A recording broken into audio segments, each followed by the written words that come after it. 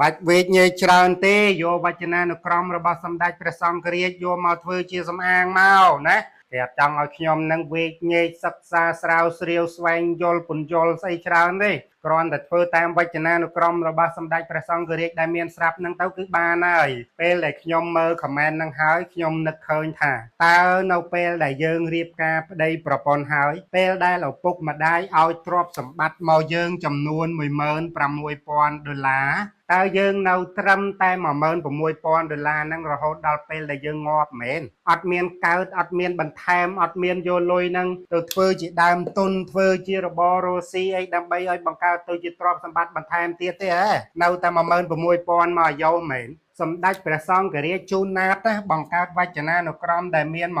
$16,000ពាក្យឲ្យមកយើងហ្នឹងតើយើងនៅតែប្រើត្រឹមតែ$16,000ពាក្យហ្នឹងមកយកមែនអត់មានបង្កើតពាក្យថ្មីតលតែសោះឬមួយក៏យ៉ាងម៉េចអាហ្នឹងសូមយល់ឲ្យបានច្បាស់ទៅឪរបស់យើងដូនតារបស់យើងបង្កើតឲ្យយើងបាន$16,000ពាក្យតើយើងនៅតែប៉ុណ្ណឹងរហូតមែនអត់បង្កើតថែមសោះតើមែនទេកុំភ្លេចថាពាក្យក្នុងមួយឆ្នាំវាងាប់ប៉ុន្មានពាក្យពាក្យដែលងាប់ច្រើនណាហើយពាក្យដែលកើតតើបានប៉ុន្មានពាក្យខ្ញុំបានសិក្សាលម្អិតហើយពាក្យដែលកើតក្នុងមួយឆ្នាំបានខ្ទង់តែ10ពាក្យទេណា10ពាក្យទេដែលជាពាក្យកើតចំណែកពាក្យស្លាប់គឺវាច្រើនជាងហ្នឹងអាហ្នឹងសូមយល់ឲ្យច្បាស់ទៅហើយក្នុងរយៈពេល120ឆ្នាំជាងមកនេះតាំងពីពេលដែលសម្ដេចព្រះសង្ឃរាជបង្កើតជាវចនានុក្រមហើយមកដល់បច្ចុប្បន្នណាយើងកើនបានត្រឹមតែជាង1000ពាក្យទេបានត្រឹមតែ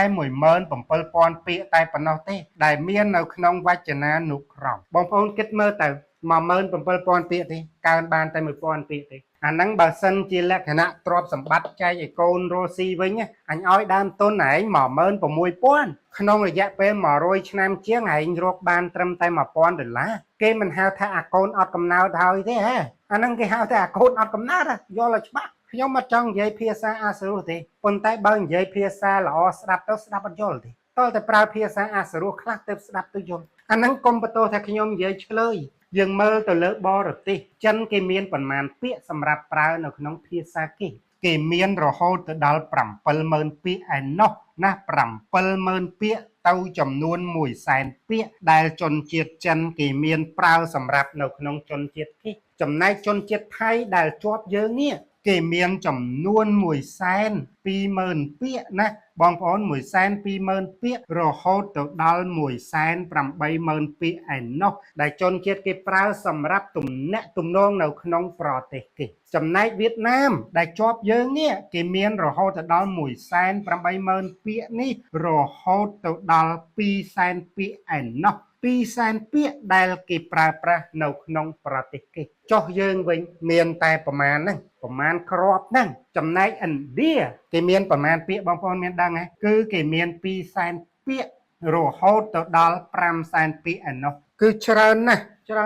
ចំណែកយើងវិញមានប្រមាណត្រឹមតែ16,000 17,000ហ្នឹងតិចញាក់អត់មានបង្កើតសោះហ្មងហ៎ដូនតាផ្ដាល់មកឲ្យប៉ុន្មានគឺនៅតែប៉ុណ្្នឹងតែម្ដងហ៎ខ្ញុំនិយាយអំពីពាក្យថាក្រៀមភាសាជាមួយនឹងពាក្យថាក្រៀមភាសាណាក្រៀមភាសានិងពាក្យថាក្រៀមភាសាកជើងរស្រអ៊ីដាក់មកក្រៀមភាសាបងប្អូនបែរជាចោទខ្ញុំបែរជាប្រមាថខ្ញុំសំណួរសួរថាតើមកពីអ្វីតើខ្ញុំខុសឬមួយក៏មកអំពីអ្នកមិនចេះបង្កើតអក្សរសាស្ត្របន្ថែមដូនតាផ្ដាល់មកឲ្យប៉ុន្មាននៅតែប៉ុណ្្នឹងដដែលណាម៉ែឪចែកទ្រព្យឲ្យ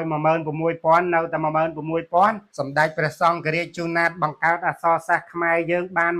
16,000ពាក្យនៅក្នុងវចនានុក្រម100ឆ្នាំជាងមកនៅតែ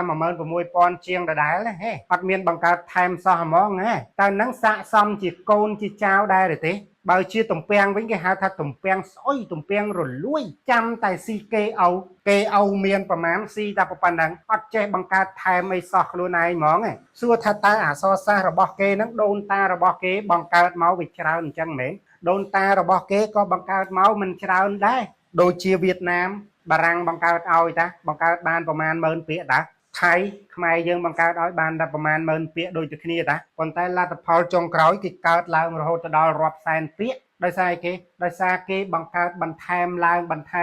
តាមតម្រូវការ ហើយចុះឯងវិញអត់មានបង្កើតស្អីថែមសោះហ្មងឯងទោះបីជាពេលដែលត្រូវការថែមហើយក៏អត់ឲ្យថែមដែរអីក៏ខួរក្បាលស្ពឹកស្រពន់ម៉េះងាប់កាឡាស្ដោកហ្មងគំនិតអត់មានរីកចម្រើនហ្មងគេហៅថាដំឡូងមូលឆ្នាំងវិញតុងវែងហ្មងអត់ចេះច្នៃប្រឌិតអត់ចេះស្អីបន្ថែមសោះហ្មងឯងយីខ្ញុំមិនចង់ស្ដីឲ្យទេក៏ប៉ុន្តែពេលដែលស្ដាប់មើលទៅវាទៅជាពេកខ្ញុំអត់ចង់និយាយពាក្យអាក្រក់ទេក៏ប៉ុន្តែពេលខ្លះអ្នកខ្លះនិយាយភាសាល្អស្ដាប់អត់យល់ទេដល់តែប្រើភាសាបែបហឹង្សាប្រើភាសាបែបក្តៅតិចទៅស្ដាប់ទៅយល់អាហ្នឹងវាអញ្ចឹងវិញអត្ថន័យក្រៀមហើយនឹងក្រៀមនេះគឺវាខុសគ្នាឆ្ងាយណាខ្ញុំពន្យល់ច្រើនហើយអំពីអត្ថន័យនៃក្រៀមនេះហើយនឹងក្រៀមនេះវាយ៉ាងម៉េចបើចង់ដឹងមើលវីដេអូផ្សេងទៅនឹងដឹងហើយពេលនេះខ្ញុំគ្រាន់តែចង់ពន្យល់ថាហេតុអីក៏ភាសារបស់គេ